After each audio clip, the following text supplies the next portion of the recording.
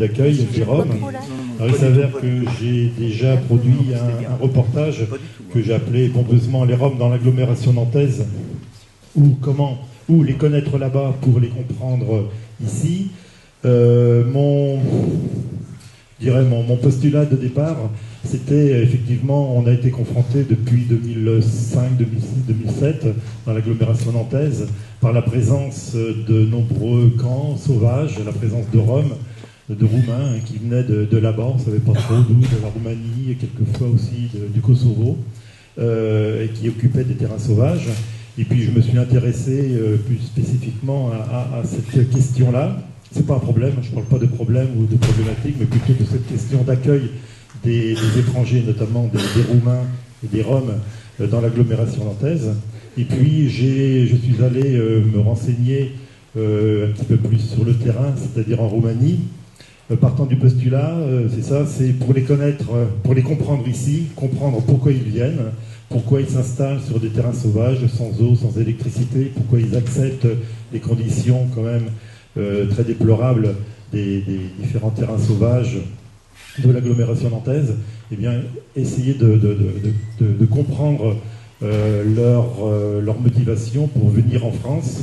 Et donc, j'ai essayé, par 4 voyages, plus un autre que j'ai fait en Moldavie cette année, de les connaître dans leur pays d'origine. Alors, j'ai focalisé mes voyages sur la Roumanie, puisque dans la région nantaise, la majorité des Roms viennent de Roumanie. Il y a dans d'autres régions, par exemple à Bordeaux, c'est plutôt des Roms qui viennent de Bulgarie. Il y a aussi dans la région nantaise, il y avait un tout petit groupe, une ou deux familles qui venaient du Kosovo. Mais là, on va plutôt s'intéresser aux Roms venant de Roumanie, puisque la majorité des Roms de l'agglo nantaise viennent de Roumanie. Voilà, alors je suis responsable d'une association à Sainte-Luce-sur-Loire, Soleil Rom, qui depuis 2009 accueille une dizaine de familles. Et il y a un projet porté par la ville de Sainte-Luce, donc il y avait une volonté politique de la ville de Sainte-Luce de ne pas pratiquer la politique de la patate chaude, c'est-à-dire il y a des familles qui sont arrivées en 2009 et le maire nous a questionné en disant qu'est-ce qu'on va faire d'eux, voilà. Donc on a monté un projet avec la mairie et puis depuis 2009 on a ce projet dont on parlera peut-être lors de la troisième partie de mes soirées, enfin la troisième soirée, où on parlera les différents acteurs puisque je m'appuierai sur l'expérience de Sainte-Luce pour décliner tous les acteurs en matière de santé, en matière d'éducation, en matière de travail, en matière de logement. Donc ce sera plutôt la troisième soirée qui abordera cette question des différents acteurs. Voilà, j'en dis pas plus pour ce qui concerne Soleil Rom, à Sainte-Luce, les 10 familles. Voilà, donc des questions qui me sont venues au cours des années précédentes, c'est qui sont-ils, qui sont les Roms, d'où ils viennent, pourquoi ils viennent en France, pourquoi ils acceptent ces conditions-là, quelle est la réalité des Roms en Roumanie. J'avais rencontré des Roumains qui me disaient non, c'est pas vrai, ils ne sont pas discriminés en Roumanie, ils ont accès à la santé, ils ont accès au travail. D'autres qui disent l'inverse, qu'en Roumanie c'est la catastrophe, ils sont exclus, etc. Donc me faire mon idée à moi, alors ça, c'est humblement, c'est ma version, c'est mes représentations, mais bon, j'essaye d'être le plus objectif, mais enfin il y a beaucoup de subjectivité, beaucoup d'affectif dans ce diaporama, également dans la présentation que je peux vous faire. Voilà.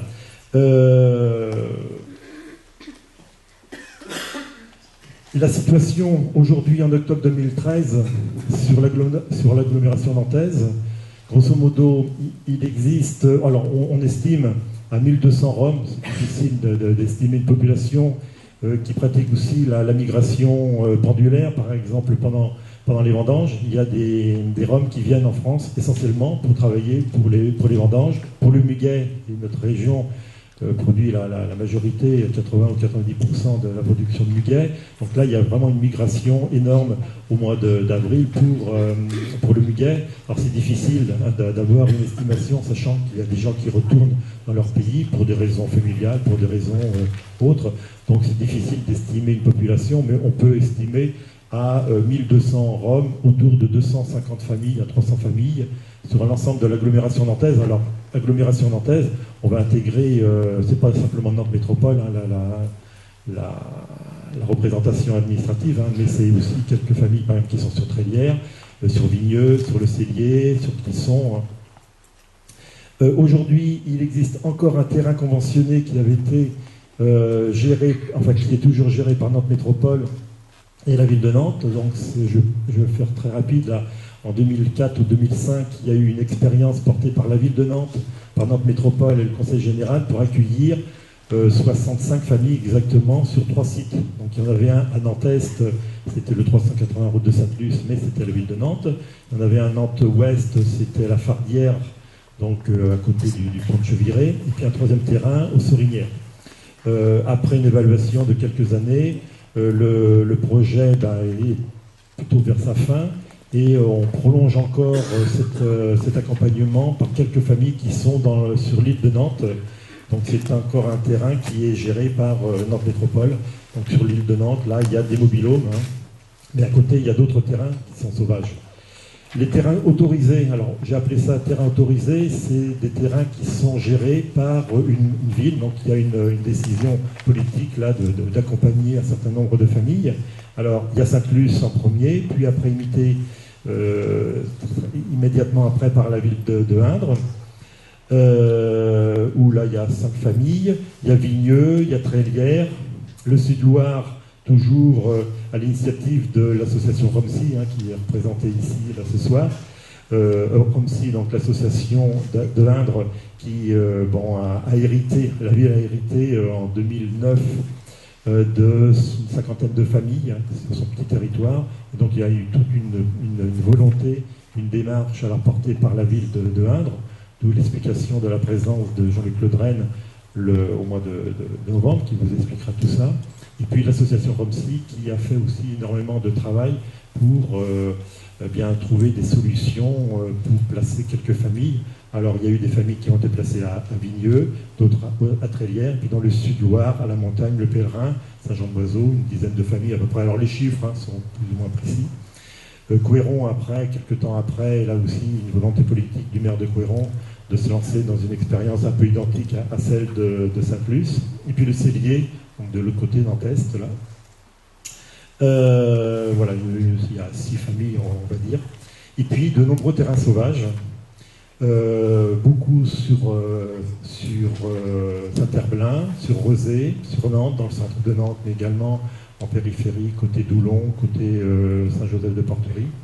Et puis quelques familles dispersées. Alors par exemple à la Chapelle-sur-Erne, hein, il y a 2 familles, d'ailleurs qui sont issues de l'histoire de Indre, 2 familles qui sont accueillies alors en dur là du coup, hein, c'est pas sur des terrains, dans des mobilhomes, dans des caravanes. Mais là il y a eu une petite volonté politique d'accueillir 2 familles. Comme ça il y a quelques expériences.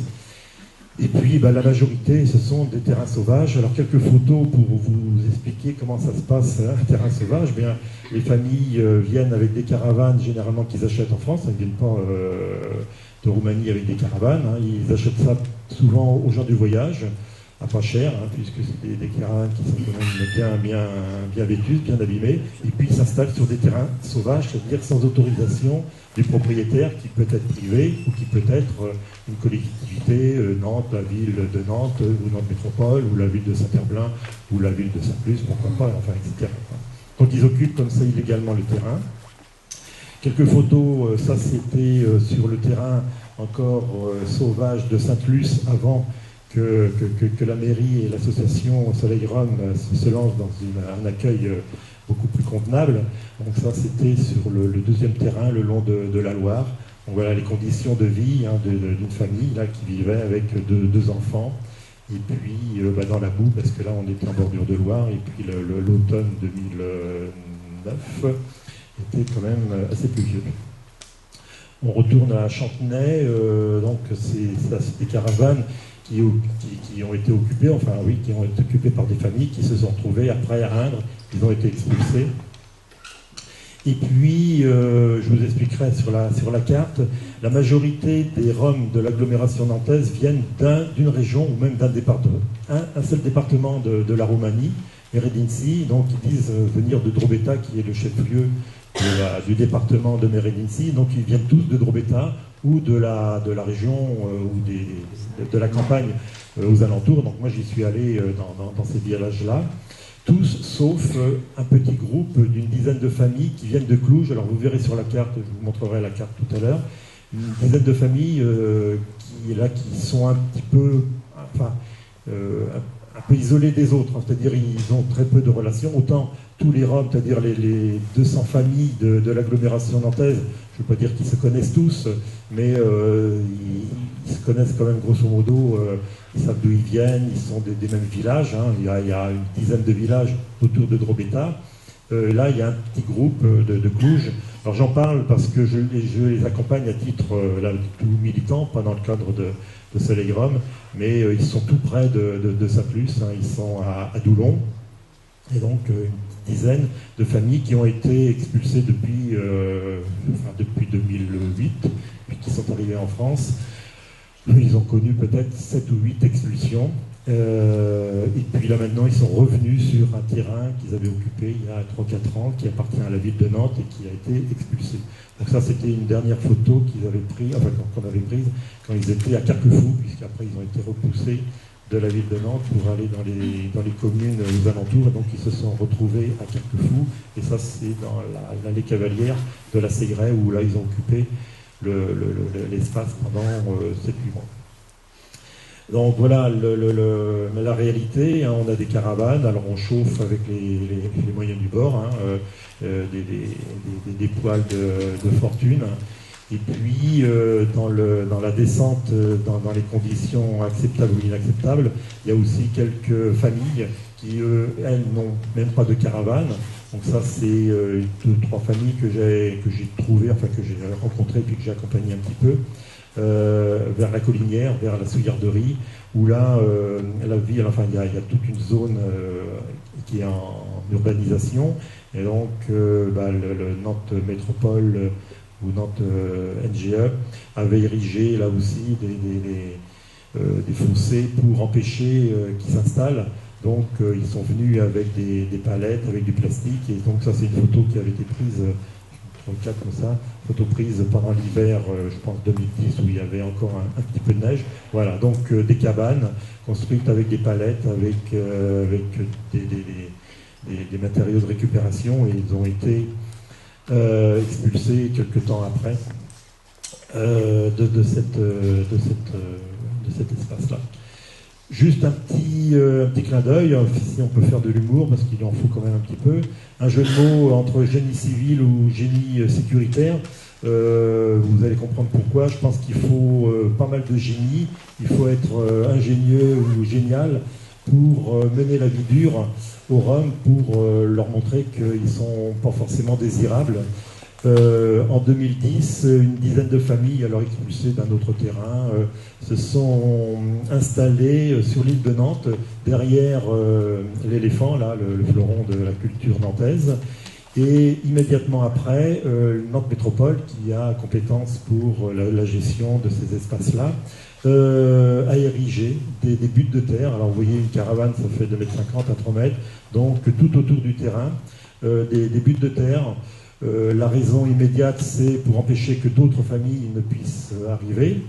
Peut-être aussi une autre raison, c'est que derrière le mur, on ne les voit plus. Et donc comme ça, l'éléphant, il peut se balader tranquillement et on ne les voit pas, quoi. Au moins, c'est un avantage. Juste en face de ce terrain-là, alors ils n'ont pas d'eau, pas d'électricité, vous comprenez. Donc on sait très bien, ils piquent l'électricité sur les poteaux, etc. Mais l'eau, il y a toujours le long des rues des bouches d'eau pour les incendies ou pour le nettoyage des caniveaux, quoi. Donc là, ils avaient bricolé. C'était juste en face, à l'entrée de ce terrain-là, ils avaient bricolé avec des caoutchoucs pour prendre de l'eau. Donc les femmes venaient tous les jours chercher l'eau pour leurs besoins domestiques et de cuisine. Et là, c'est notre métropole qui a compétence en matière de gestion de l'eau, hein, distribution, fabrication et distribution de l'eau. Donc là, un beau matin, il y a des tractopelles qui sont venus, qui ont fait une tranchée le long de la route et qui ont coupé la canalisation pour les empêcher de bénéficier de l'eau. Donc les femmes n'avaient que 500 mètres à faire en plus sur une borne à incendie qui était un tout petit peu plus loin. Voilà, donc petit désagrément quotidien. Quand il y a des expulsions immédiatement, alors c'est là, on est dans l'hypocrisie totale, ils sont expulsés d'un terrain, donc le matin, il y a la police qui déboule, qui leur demande de sortir du terrain toutes les caravanes. Donc quand c'est possible, par les voitures, quand le sol est praticable, ben, ils sortent les caravanes. Et immédiatement après, viennent des tractopelles pour sécuriser le terrain. Alors, on enlève les caravanes qui ne peuvent pas rouler. Donc ça, c'est le terrain de Chantenay. Hein, donc ça, c'est l'histoire de Indre aussi. Hein, c'est là le début de l'histoire de Indre. Donc le matin, après que les hommes, ceux qui ont des voitures, ont pu récupérer toutes les caravanes roulantes, eh bien, on sort toutes les caravanes qui sont pas en état de rouler, quoi. Et immédiatement après, donc là, l'après-midi, j'étais passé sur le terrain, et donc les tractopelles commencent à faire leur œuvre, c'est-à-dire on sécurise les terrains, et on fait des grandes tranchées, et puis on fait des buttes de terre pour empêcher que les familles reviennent. Alors petite histoire qui a fait la une de la presse pendant l'été. Pendant l'été, c'est net, je ne sais plus où il y a. Oui, ça va. Pendant l'été 2010, là, je crois, en face d'un hypermarché dont je tairai le nom, qui était propriétaire d'un petit bout de terrain en face de leur grand parking. Eh bien, il y avait trois familles qui s'étaient installées, quoi. Ils sont restés comme ça quelques semaines. Et puis un beau matin, le directeur de cet hypermarché-là, à l'aide de quelques salariés de l'entreprise, sont venus manu militari pour déplacer les caravanes, enfin pour éjecter les familles.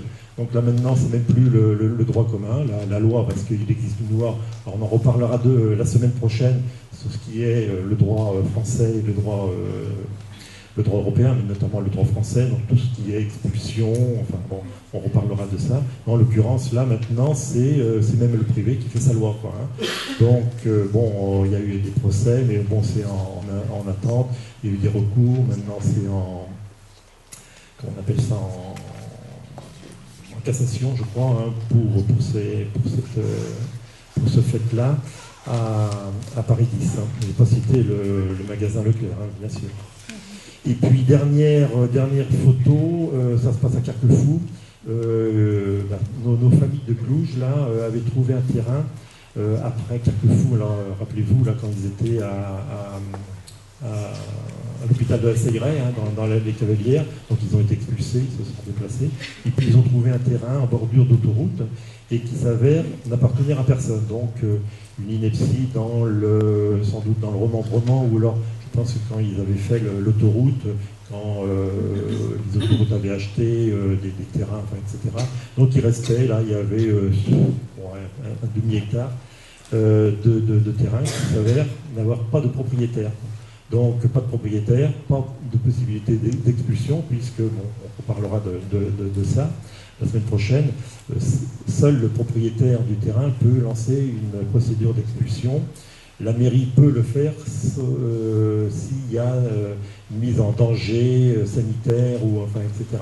Et pas la mairie ne peut pas lancer une procédure d'expulsion sur un terrain privé, quoi. Donc seul le propriétaire peut le faire. En l'occurrence, ici, il n'y avait pas de propriétaire, donc ils étaient aux petits oignons pendant 6 mois, quoi. Cela dit, il y a eu quand même un harcèlement de la police municipale. Alors ça se passe à Carquefou, alors je reconnais quelques carquefoliens ici. Donc c'est le Prouzeau, hein, c'est le terrain du Prouzeau. Et donc très peu de temps après,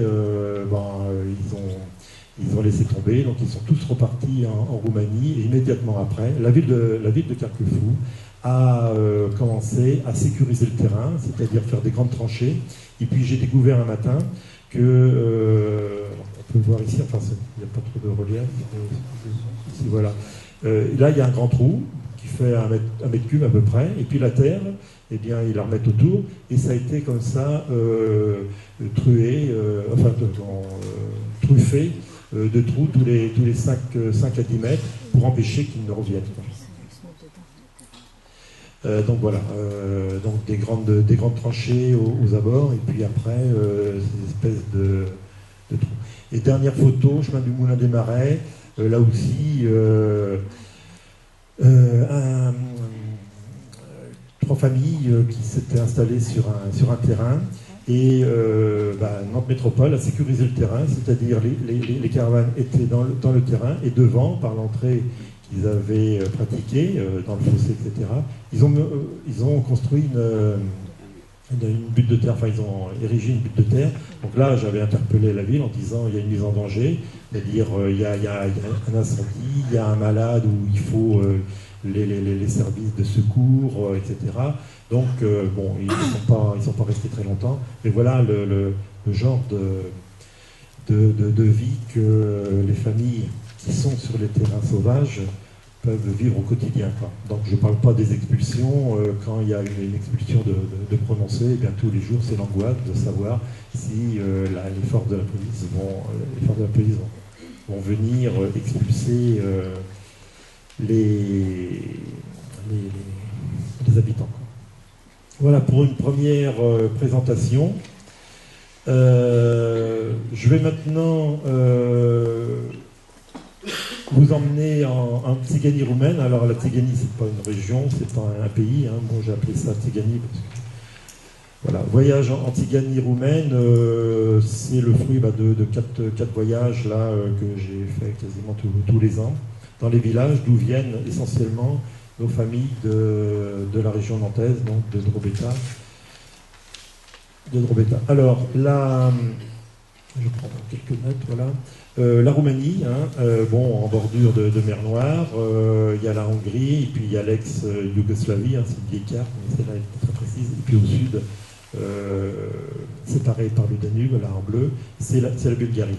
Donc la Roumanie, 40% de la superficie de la France, il y a 21 millions d'habitants, et on estime à 10% à peu près de la population qui sont roms. Donc autour de 2 millions à 2,5 millions de Roms. Drobeta, c'est ici dans le sud-ouest, en bordure de Danube, donc un peu comme Nantes, avec le grand fleuve. Et puis nos résidents sur l'agglo nantaise là viennent du sud de Drobeta, donc dans tous les villages qui sont au sud de Drobeta jusqu'à Craiova. Enfin, il y a quelques familles de Craiova. Et voilà, donc 98% des familles de l'agglo nantaise sont de ce département-là, de Meredinci. Et puis, on a parlé tout à l'heure de Cluj-Napoca, donc là-haut, dans la Pennsylvanie, dans la montagne, nos dizaines de familles là, qui sont maintenant là, au Moulin des Marais, à Doulon. Voilà sur la représentation géographique de la Roumanie. Alors, on a parlé des Roms, de quelques définitions, les Tziganes. Alors, les Tziganes, c'est un mot qui viendrait, alors c'est toujours à mettre avec des guillemets, un mot, ça vient du grec byzantin, atziganos, ça veut dire qu'on ne touche pas ou qu'on ne veut pas toucher. Alors, c'est pas à associer, à comparer avec le terme, avec la caste indienne, les intouchables, hein, mais alors on estime qu'ils avaient, je vais noter ça, donc voilà, que c'était soit une secte hérétique qui aurait eu la réputation qui auraient la réputation d'être des magiciens, des devins, donc toujours quelque chose d'assez flou. Alors, d'autres raisons, hein, mais les raisons de leur migration se perdent un peu en conjecture. Soit un groupe rejeté d'Inde, ou soit un peuple qui aurait été déporté par un sultan. Alors, j'ai découvert ça tout récemment, c'est pour ça que je rajoute ça aujourd'hui. Un peuple ou un groupe social qui aurait été déporté pour ses qualités artistiques par un sultan qui viendrait de l'actuel Iran ou Irak, quoi. Voilà. Donc c'est un peuple d'origine indienne, vous verrez d'où ils viennent. Hein, ce peuple-là est caractérisé par une langue, le romani ou le romanèche, qui est une langue sanscrite, donc aucun rapport avec nos langues latines. Hein. Alors les Roms roumains parlent le roumain, parce que c'est la langue maternelle, puisque étant né en Roumanie, ils parlent le roumain, mais tous les tziganes, quasiment, parlent le romani, avec des variations d'un pays à l'autre, c'est-à-dire notre famille tzigane rome du Kosovo, qui a dû apprendre le serbo-croate à l'école, parlent quand même le tzigane. Et ils arriveraient, je pense, à communiquer avec des Roms de Roumanie ou des Roms de Hongrie ou des Roms de Tchéquie. Ou, voilà. Donc une langue sanscrite, donc aucun rapport hein, avec nos langues latines. Et puis, trois groupes sociaux dans ce peuple tzigane. Les Calais, alors Calais ça veut dire là, du coup en Roumanie ça veut dire noir, c'était plutôt des Roms qui avaient la peau quand même plus noire. Ils ont occupé dans leur migration, on verra la migration tout de suite là, ils ont occupé le sud de l'Europe.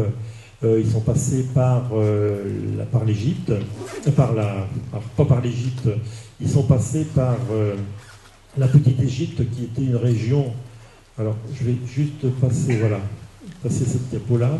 Voilà. Donc un peuple qui serait parti d'Inde, du nord de l'Inde, et puis qui aurait migré vers l'ouest de l'Europe. Alors, il serait passé par la petite Égypte, qui était des régions de Grèce ou de Thessalonique.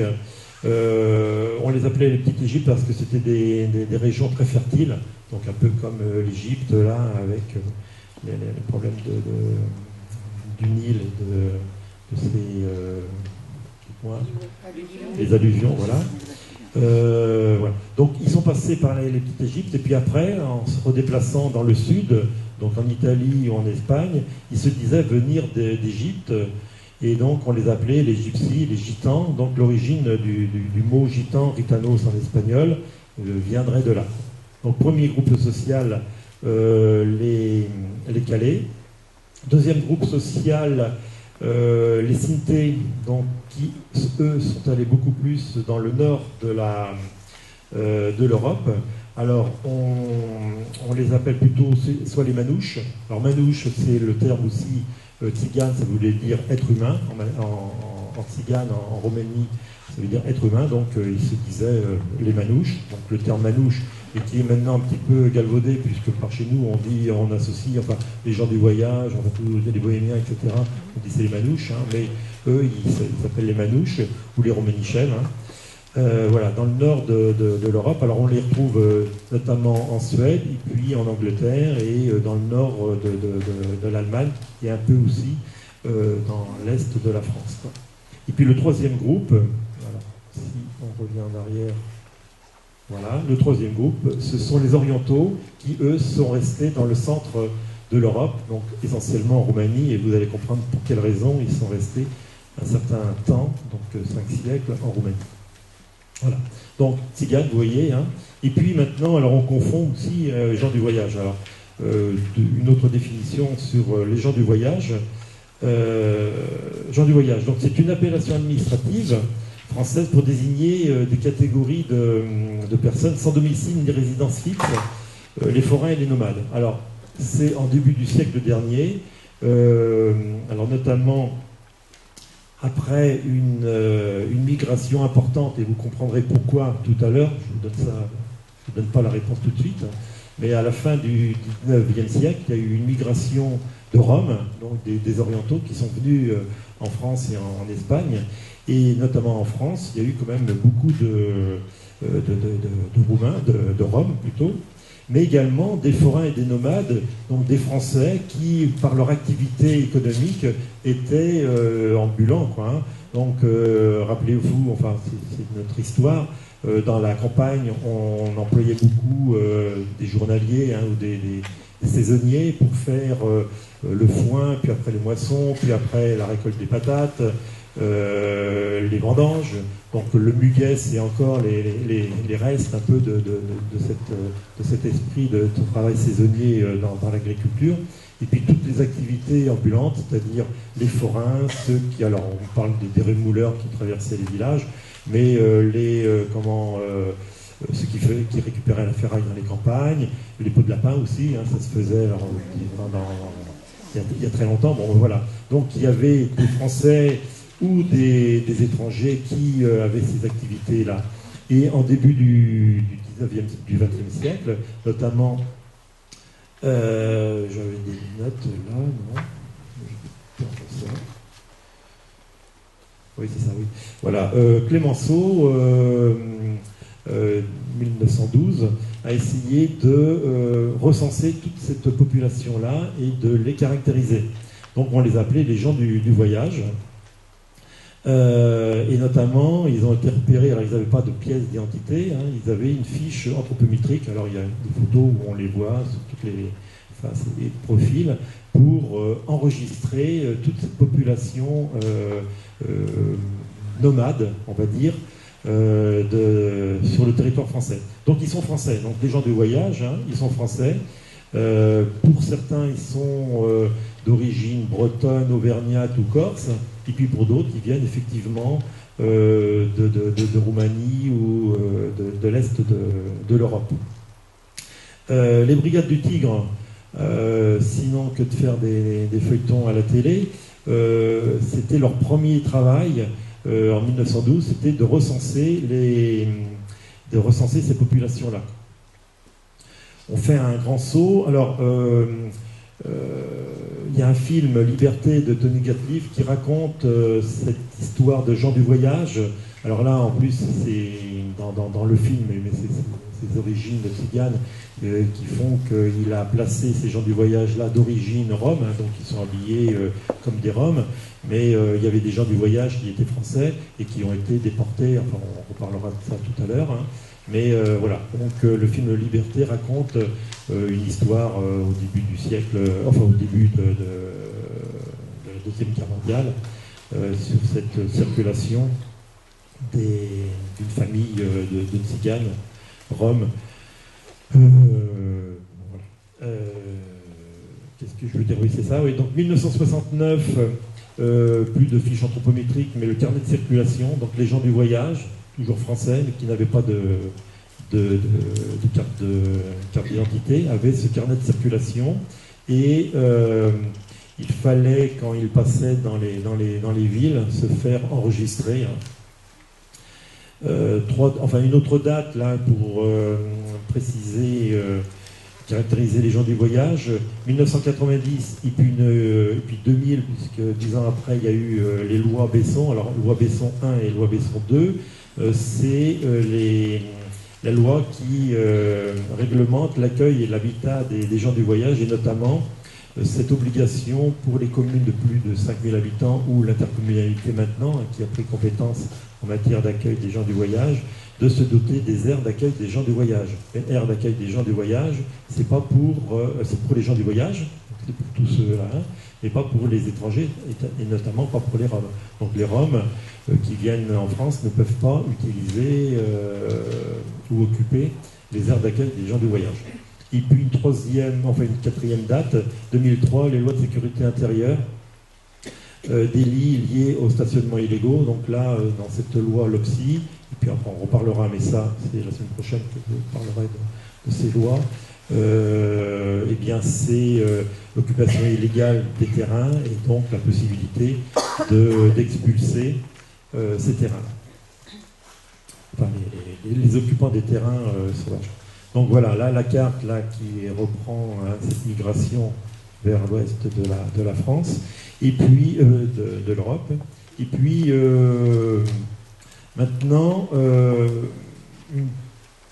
on va balayer. Alors, j'ai pas la prétention en un quart d'heure de traiter la totalité de cette question des tziganes. Il y a toute la littérature derrière nous là qui le traite mieux que moi, mais bon, le but là ce soir c'est de faire un peu de vulgarisation.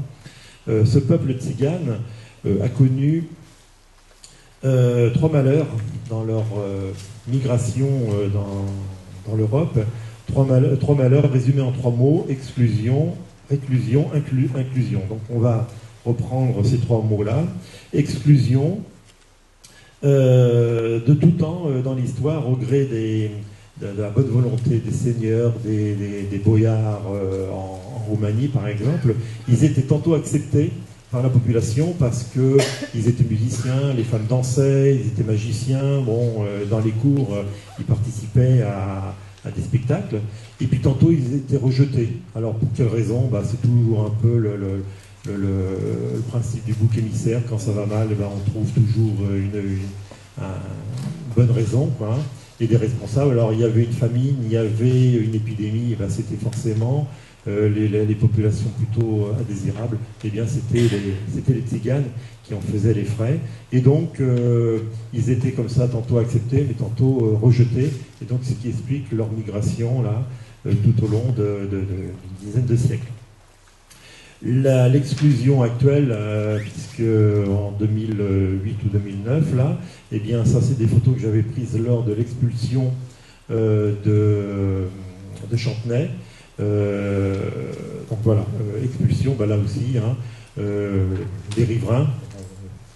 On voit un peu ce qui se passe aussi dans l'actualité. Les médias relatent aussi tous ces désagréments. Donc les riverains qui rejettent les familles qui occupent des terrains sauvages, et puis les collectivités locales, en l'occurrence c'était Nantes et Nantes Métropole, qui ont expulsé il y avait quoi, 40, 50 familles à peu près.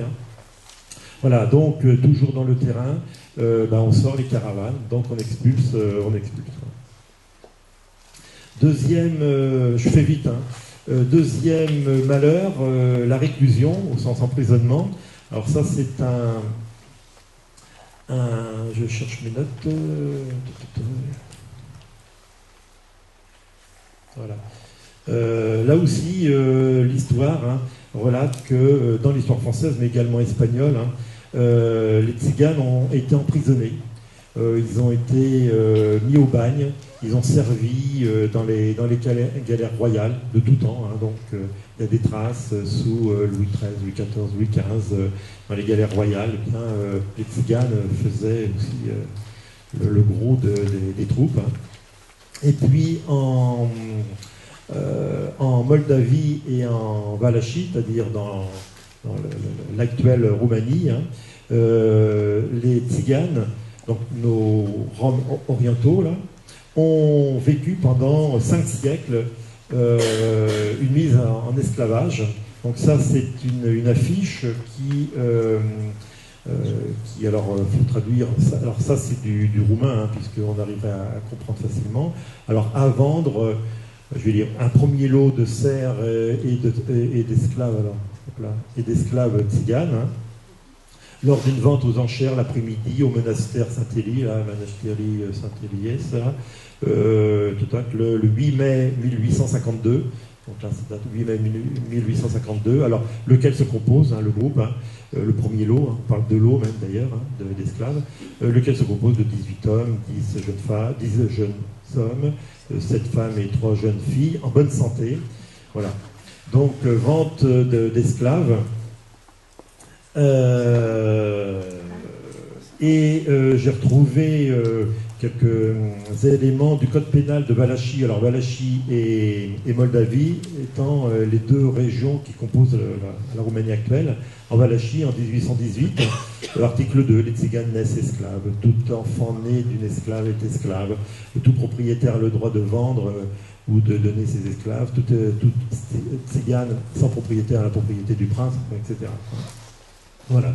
Il y a un livre là que j'ai aussi là qui s'appelle Le prix de la liberté, qui a été écrit par un descendant d'un homme qui a été esclave.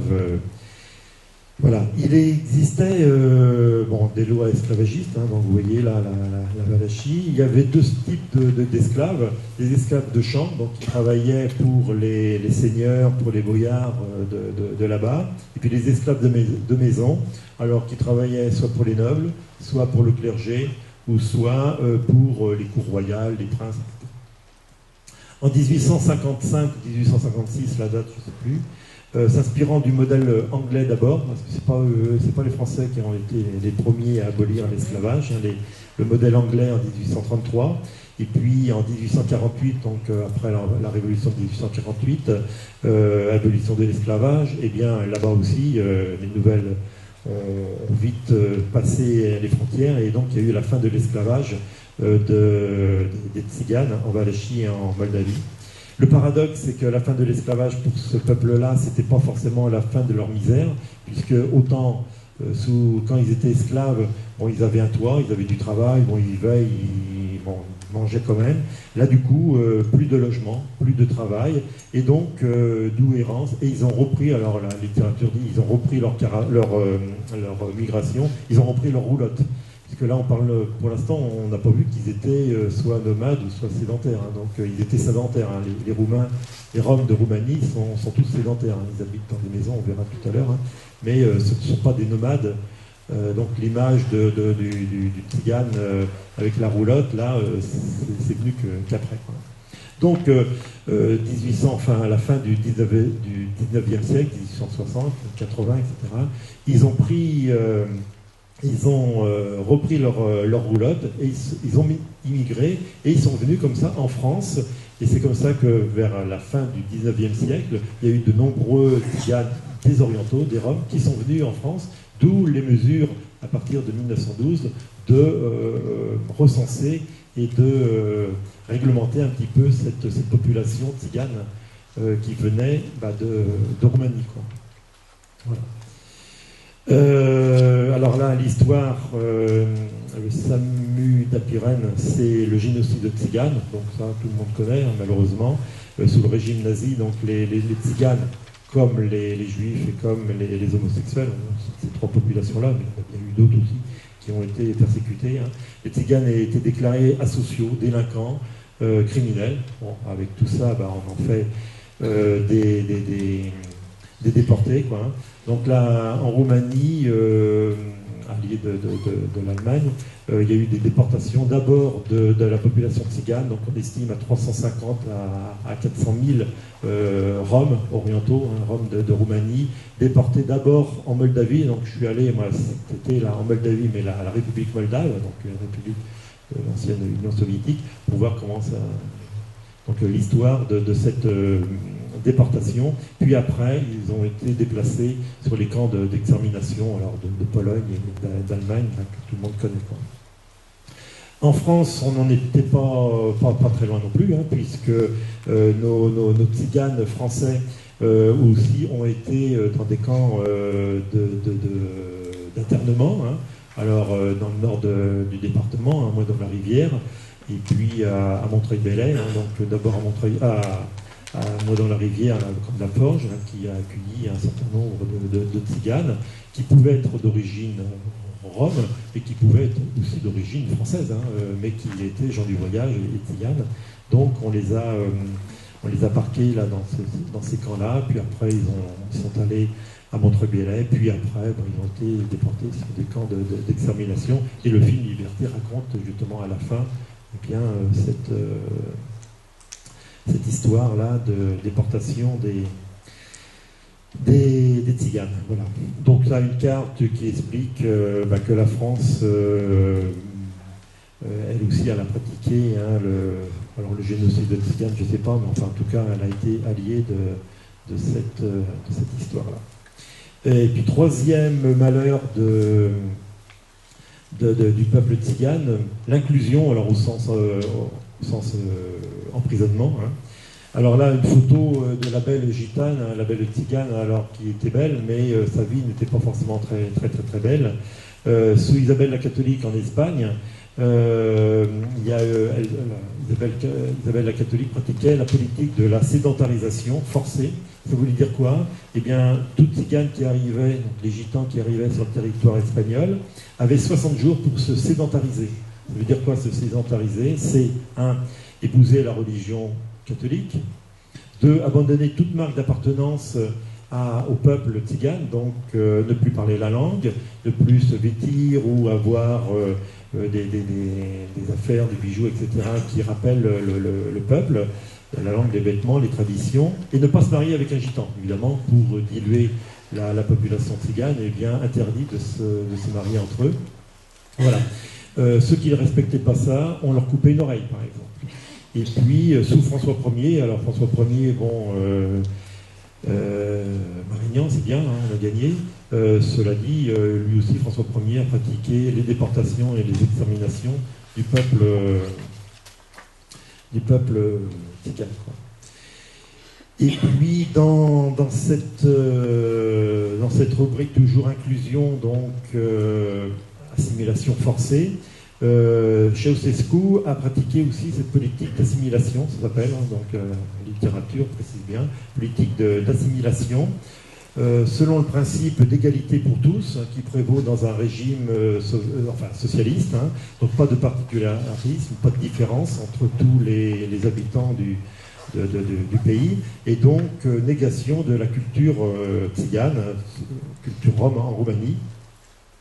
Et donc politique de déplacement, et puis la construction aussi de blocs. Alors donc, dans toutes les grandes villes de Roumanie, il y a des grands immeubles. Alors c'est l'architecture soviétique, ou alors là on va dire plutôt roumaine, hein, Ceausescu, toutes les villes, il y a des grands blocs là. Et puis les Roms qui vivaient dans les petits villages ont été déplacés. Rappelez-vous aussi, dans les années 1980, les 8000 villages qui auraient été supprimés, hein. Donc là maintenant, chaque ville a une ville jumelle, hein, souvent. Alors je ne sais plus, à La Chapelle, c'est... voilà, hein, donc la Saucus, Carquefour, enfin on a tous une ville jumelle. Donc c'était pour lutter justement contre cette politique-là de suppression des villages. Et puis suppression des villages. Et puis c'était cet habitat forcé. Alors on raconte que les tziganes, les Roms résistaient à leur manière.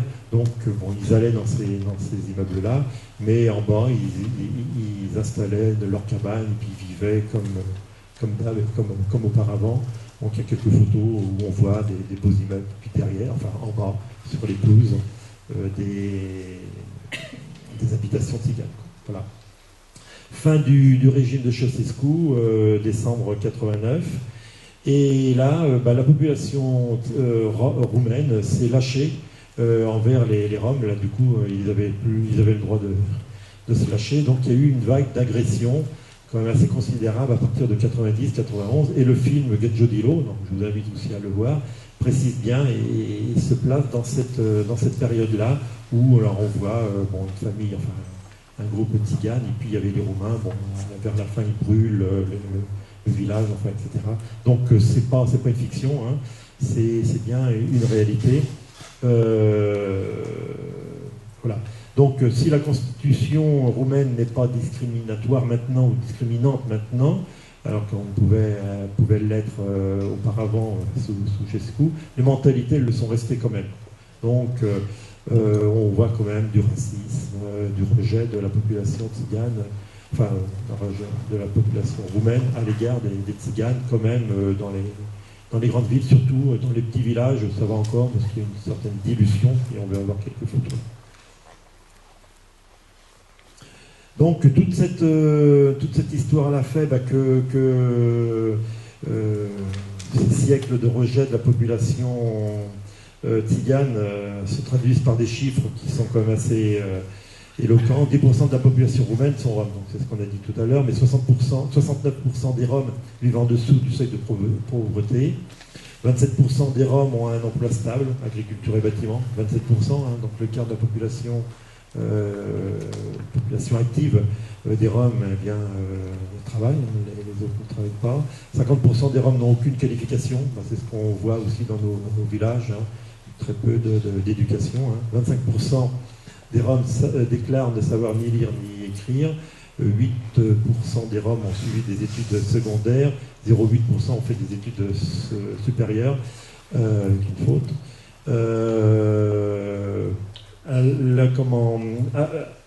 Sous Ceausescu, mais un petit peu après 90, il y a eu une pratique d'une discrimination positive à l'égard des Roms. Donc dans les universités, alors uniquement que les universités, il y avait un quota de 10% de possibilités de places offertes aux Tziganes. Cela dit, pour rentrer à l'université, il fallait quand même suivre auparavant une scolarité normale et donc très peu. Alors moi j'ai rencontré une jeune femme qui avait bénéficié de cette mesure discriminatoire, discriminatoire positive, et qui avait fait l'université, mais bon, c'est un parmi très peu de... Voilà. Espérance de vie, quelques chiffres, simplement pour vous citer. L'espérance de vie pour un homme en France, c'est 78 ans. Alors après, il faudra mettre des virgules, hein, mais bon, grosso modo 78 ans. Pour une femme, 84 ans. Pour les Roumains, l'ensemble de la population roumaine, c'est 10 ans de moins, pour l'homme comme pour la femme. Et pour les Roms, si tant est qu'on puisse bien identifier les Roms dans la population roumaine, mais bon, c'est 5 ans encore de moins. Donc une quinzaine d'années d'espérance de vie, alors que l'on comprend très bien par rapport à leur mode de vie, l'absence de santé surtout, et puis voilà, les conditions de vie. 83% vivent en périphérie de ville ou de village. Alors on va illustrer ça, si on peut, ouais. On peut continuer encore un petit peu, non? Oui, ouais. Et 77% vivent en communauté. Ouais. Je peux vous proposer, alors peut-être très rapidement, la population tzigane en Roumanie. J'appelais ça mosaïque parce que vous verrez, hein, la population, mais comme les Français, hein, elle n'est pas homogène. Hein. Très rapidement, alors je prends 10 minutes maximum, et puis après il nous restera une petite heure pour débattre. Ouais, bon.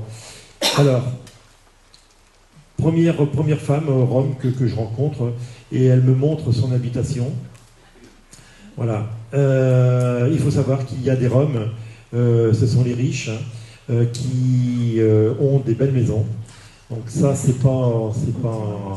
réel. Hein. Donc on le dit parce que certains disent ah, de toute façon tous les Roms ils ont des belles maisons en Roumanie. Alors on va voir les belles maisons que les Roms qui sont sur nos terrains sauvages ou à Sainte-Luce ou à Indre, les petites maisons qu'ils ont, c'est pas ça quoi. Hein. Mais effectivement il y a des Roms, donc les Tziganes, qui ont ce genre de maison. Donc dans les villes, il y a un certain nombre.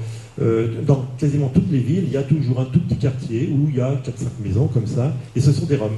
Donc là, c'est à côté de Cluj, à Wedin. Alors ça s'appelle les Champs-Élysées, ils ont bien nommé leur avenue. Et voilà, ce genre de maison.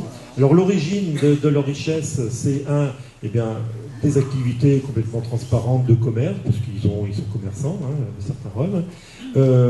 Des trafics de tout genre, et donc ça on le sait très bien, et quand on entend dans la région parisienne, moins surprenante, mais dans la région parisienne, là tous les trafics d'enfants qui font la manche, des femmes qui sont déposées le matin avec des enfants au métro, etc., et les belles voitures, etc., c'est une réalité, donc il ne faut pas dire non, ça n'existe pas, ça existe, et puis cet argent-là va pour construire ce genre de maison, quoi. Autre origine de cette richesse-là, c'est la confiscation de l'or des nazis. Donc la population tzigane qui a été déportée, eh bien, les nazis avaient confisqué l'or. Et à la fin de la guerre, il y a eu une obligation de restituer l'or des nazis. Alors là aussi, historiquement, hein, c'est avéré. Eh bien, ils ont distribué l'or à beaucoup moins, puisqu'il y a eu beaucoup de familles exterminées. Et donc, certaines familles ont récupéré le pactole, et donc, après, ils ont pu quand même utiliser cet argent-là, et cet or, pour construire de belles maisons. Ça, c'est 0,005% de la population tzigane en Roumanie, quoi. Deuxième grande catégorie, alors les grandes familles traditionnelles, alors ils sont marqués notamment traditionnellement par des vêtements, hein, et on sait les identifier. Alors ça, ce sont les Gaboris. Ce sont un groupe social. Alors les hommes avec le chapeau, la moustache, qui travaillent essentiellement le métal et notamment la zinguerie. Donc on a vu les belles maisons. Là, on aurait dû remarquer les toits. Donc beaucoup de fioritures sur les toits, beaucoup de zinguerie. Et donc là, j'avais rencontré des Gaboris là, qui travaillent. Alors, ils sont sédentaires, et puis, par contre, ils se déplacent comme ça pour faire les travaux de zinguerie dans les maisons. Maintenant, c'est une activité aussi qui périclite, puisque c'est le PVC qui remplace, ou alors pas du tout. Et puis, c'est une activité, une tradition, une culture qui diminue. Deuxième famille, les caldérars. Alors caldérar, ça veut dire chaudronnier. Hein. C'est ceux qui travaillent le cuivre. Donc là aussi, qui cultivent quand même une tradition très forte. Hein. Donc les hommes, le chapeau en feutre, la grande barbe, et les femmes toutes habillées de rouge. Hein. Donc ils travaillent le cuivre. Là aussi, le cuivre, les besoins diminuent. Avant, il y avait les grands chaudrons, il y avait les alambics, dans les tout le travail de cuivre qui était utilisé dans l'agriculture. Maintenant, c'est remplacé par d'autres métaux, donc c'est plus eux qui le font. Et puis, les poêles et les casseroles, c'est Tefal ou c'est made in China. Et donc, bien des activités là aussi, et donc une économie qui tente à diminuer. Donc là, j'avais passé une demi-journée dans cette famille-là. Ils montraient à partir de plaques de cuivre comment, par simplement recouvrement, donc il n'y a aucune pointe de soudure, par recouvrement, ils étanchent de bord à bord, et puis ils en font des chaudrons, des poêles, des alambics, des ustensiles de cuisine, etc. Quelques familles qui, dans les villes, qui se baladent. Alors elles habitent dans des maisons, dans les quartiers, et ils font ils vendent souvent alors des téléphones, des portables, toute espèce de. Alors je pense. C'est très difficile de les approcher, parce que j'avais essayé de les approcher, et puis ils refusent de m'expliquer leur mode de vie, leur activité. Donc je pense que ça doit être un peu limite comme activité. Donc ils vendent comme ça des ustensiles, notamment des portables maintenant, mais des paires de lunettes. Voilà. Ce sont des femmes qui sont habillées traditionnellement, là, avec les belles jupes. Là. Voilà.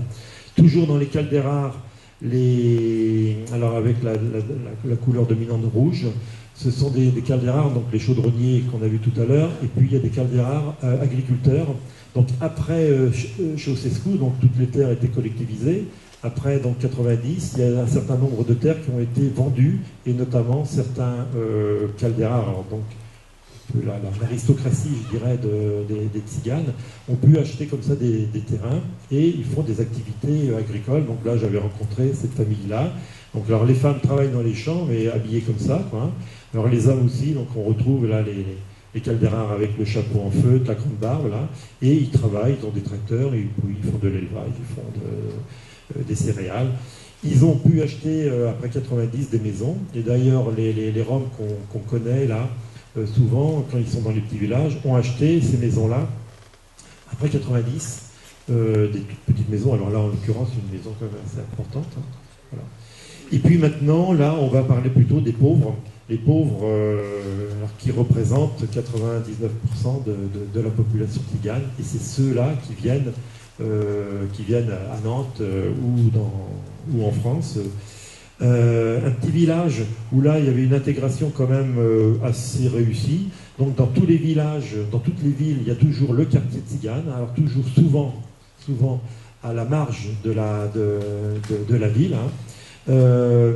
Si la ville est équipée, goudronnée, etc., dans les villages ou dans les quartiers tziganes, et bien là c'est de la terre battue. Hein. Mais ici, il y avait une intégration quand même relativement réussie. Donc ça, c'est la famille là, qui m'avait accueilli. Donc un petit lopin de terre. Donc là, la photo est prise du haut du jardin. Donc il y a un jardin. Ils font un peu ils font des cultures, des tomates, des patates, des concombres, des choux, parce qu'ils mangent beaucoup de ça. Et puis, ils vivent un petit peu en autarcie. Quoique, alors cette photo-là, je la commande toujours parce que là, on a affaire toujours à des tziganes. Donc on voit bien la femme tzigane avec sa jupe rouge, avec... non, pas du tout. C'est une femme tzigane, c'est la fille de la femme qu'on a vue tout à l'heure. Et cette jeune femme-là, avec son copain, ou son conjoint, font les saisons tous les ans en Allemagne. Donc là, on est dans le nord de la Roumanie, donc le pays le plus proche. Enfin bon, il y a l'Ukraine, mais après, bon, il y a la possibilité d'aller en Allemagne. Et ces deux jeunes-là, tous les ans, travaillent en Allemagne pendant 5-6 mois. Et le reste de l'année, ils reviennent avec l'argent de leur activité. Et ils utilisent cet argent-là pour faire vivre la famille. Donc la famille qu'on a vue tout à l'heure, là, vit aussi. Alors il n'y a pas de retraite, enfin, il y a des retraites. Hein. Ceux qui ont travaillé chez Ocesco, puisque tout le monde travaillait, ils ont quelques retraites, mais c'est cacahuètes, quoi. Donc là, c'est aussi un moyen de subsistance. Donc là, quand on parle aussi de la famille qui est très importante, donc les jeunes, là, tous les ans, allaient en Allemagne, comme ça, et revenaient 6 mois, quoi. D'autres familles, toujours là, tziganes, alors là, nomades, puisqu'on les voit dans des tentes. C'est en passant en bordure d'une route, je vois ce campement-là, donc je suis allé les voir. Et puis sur le camp, donc ils vivent dans des cabanes, donc dans des bâches, hein, sous bâches. Hein. Donc ça rappelle un peu nos bâches là, à côté de la collinière tout à l'heure, mais dans des conditions quand même là plutôt très, très incertaines. Ici, pendant l'année, pendant la saison, pendant 7-8 mois, ils font les foires. Il faut savoir qu'il y a beaucoup de marchés. Donc, dans les grandes villes, il y a les hypermarchés, mais dans les villes, dans les petits villages, il y a beaucoup d'activités. Et le marché, c'est vraiment un temps. Alors, il y a quasiment un marché toutes les semaines, sinon plusieurs fois dans la semaine, où là, on achète tous les biens de consommation. Et donc, les hommes font les marchés. Certains font aussi la récupération de ferraille ou des activités comme ça. Et donc là, le matin, quand je me suis pointé dans le village, enfin dans le camp, le campement, il n'y avait que des femmes et puis des enfants. Après, je me suis renseigné. En fin de compte, ces familles-là ont une maison et ils passent l'hiver. Il fait très froid en hiver en Roumanie. Ils passent l'hiver dans leur petite maison. Et puis, ils partent comme ça dans l'année. Alors là, on n'en rencontre pas beaucoup. Hein. C'est pas la majorité. Voilà leur campement. Et puis, alors bon, ils adorent poser. Hein, quand ils ont compris pourquoi je venais les voir et tout, ils adorent poser. Alors, quelques familles nomades là du coup, mais là aussi c'est vraiment epsilon sur l'ensemble de la population roumaine. Ça, c'est une famille qui, généralement, ils ont 2 carrioles, une pour leur activité et puis une pour dormir. Donc, cette famille-là récupérait des plantes médicinales qu'ils envoyaient dans les grandes villes, aux hôpitaux ou aux pharmacies. Donc, alors ça, c'est dans les années 60-80, il y avait encore beaucoup de photos comme ça. Dans les rues, on voyait énormément de chevaux avec les carrioles. Maintenant, quand on en voit passer une, il faut la prendre en photo parce que c'est pas fréquent, quoi. Mais voilà, le mode d'habitat, c'est ça. Il y a une carriole qui sert pour dormir à toute la famille, et puis l'autre pour chercher la ferraille, faire toute leur activité économique. Un village à côté de Cluj, où là, la photo est prise de l'autre côté de la route, où là, on est dans le village, enfin dans le quartier roumain, donc là, c'est goudronné, il y a l'électricité, tout va bien. Et de l'autre côté, c'est le quartier tzigane, donc là, on voit, alors il y a l'électricité qui arrive, mais il n'y a pas l'eau courante. L'eau, bah, c'est comme presque au Moyen-Âge avec la rigole au milieu de la rue. Et l'habitat, c'est des genres de cabanes comme ça. Donc là, les familles habitent dans une maison qui doit faire 4 par 5, quoi, hein, 20 mètres ou 30 mètres carrés. Voilà. Quand on monte plus loin dans un petit village de montagne, donc un joli village, donc le village roumain, bah, c'est des maisons normales avec tout le confort. Et puis quand on monte un petit peu en haut, en hauteur, donc là toujours sur des marges des marges urbaines, quoi, hein, ou de villages, et bien l'habitat des tziganes. Hein. Il n'empêche qu'ils ont toujours la parabole, hein. mais oui, le genre d'habitat, quoi. Donc là aussi quelques photos, je passe rapidement, ça c'était en pleine montagne. J'avais été chez une famille passer quelques jours, et quand j'avais posé la question, est-ce qu'il y a des tziganes, il y a des Roms chez vous? Ah oui, ils sont là-bas, ils sont au fond là-bas. Et donc au fond, bah, c'est à 3 km à peu près du village. Donc il faut passer un pont, et puis il y a un habitat comme ça, et là il y a une dizaine de familles qui vivent alors que de mendicité. Alors là du coup, on peut être aussi d'exactions qu'on doit pas dire, quoi. Voilà. Donc voilà, ce genre de... Donc là, il n'y a pas l'eau, il n'y a pas l'électricité, quoi. Et puis, bon, ça c'est à Bucarest. À Bucarest, alors là, la discrimination et le racisme sont vraiment très prégnants, parce qu'effectivement, là, c'est au quotidien, et donc dans la rue, là, il y a quand même beaucoup de femmes qui m'embellissent. Et donc, autant toutes mes différentes aventures se sont toujours bien passées, parce que j'ai toujours été bien accueilli par les tziganes. Ici, là, je vois une espèce de cour. Je dis, oh là là, il doit y avoir des tziganes par là. Donc, je rentre dans la cour, et quand j'ai commencé à expliquer, ils n'ont pas du tout compris pourquoi je venais. Et donc, bon, je expliquais, je voulais faire un reportage, que je m'intéressais aux Roms et tout. Ils étaient très méfiants, et quand j'ai sorti l'appareil photo, je dis, je peux prendre 2-3 photos, et là, ils se sont tous carapatés. Ils ont refusé parce que peut-être, bon, alors là ils occupent illégalement, hein, c'est des squats, hein, et puis ils devaient s'imaginer que j'étais peut-être la police, ou enfin, etc. Donc on ne répond pas. Alors je finis toujours par un petit moment d'émotion là. Dernier village du reportage que j'ai pas vu forcément dernier.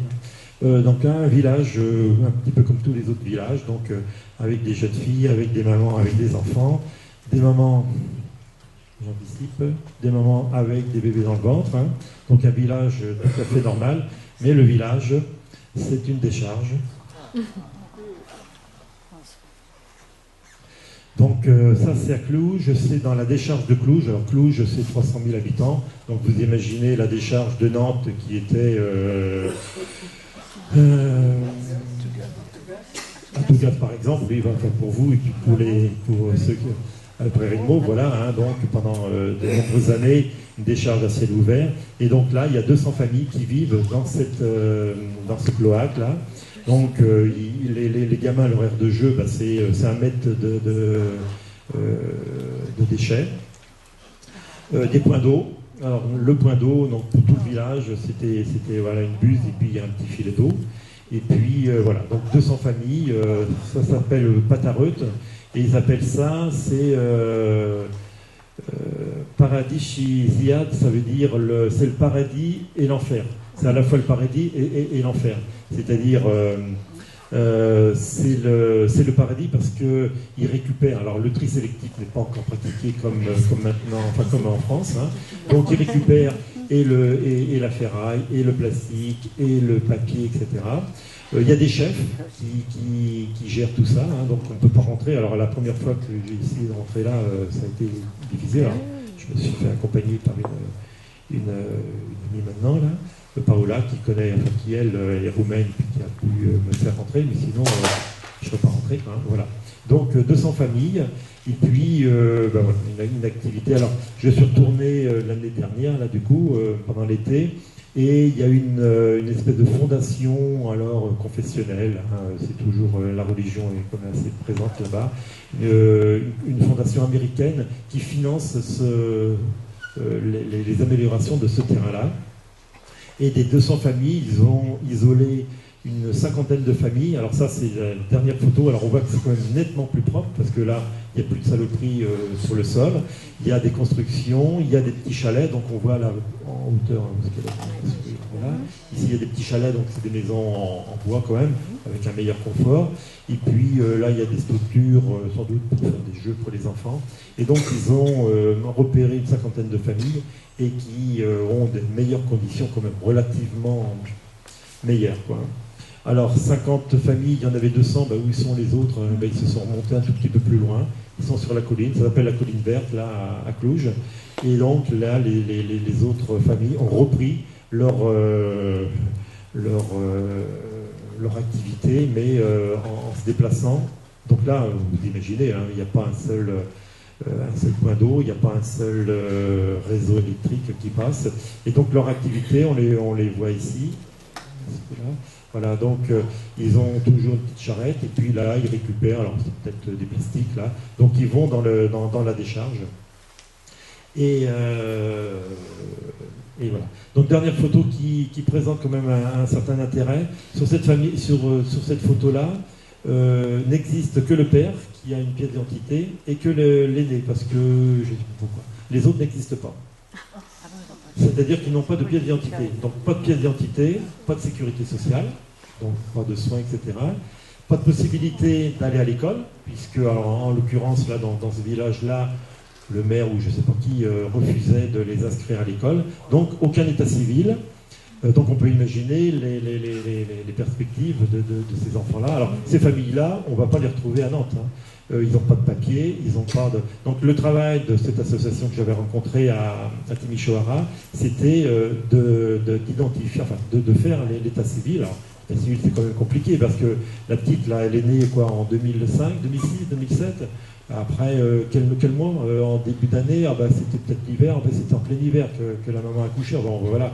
Donc c'est des trucs incroyables. Et donc là, le travail d'état civil, ça c'est le travail déjà immédiat des associations humanitaires, enfin associations comme nous à Soleil-Rome ou à Romsey. On voit qu'on est nettement quand même plus gâtés malgré les conditions en France, quoi. Donc voilà. J'arrête là-dessus.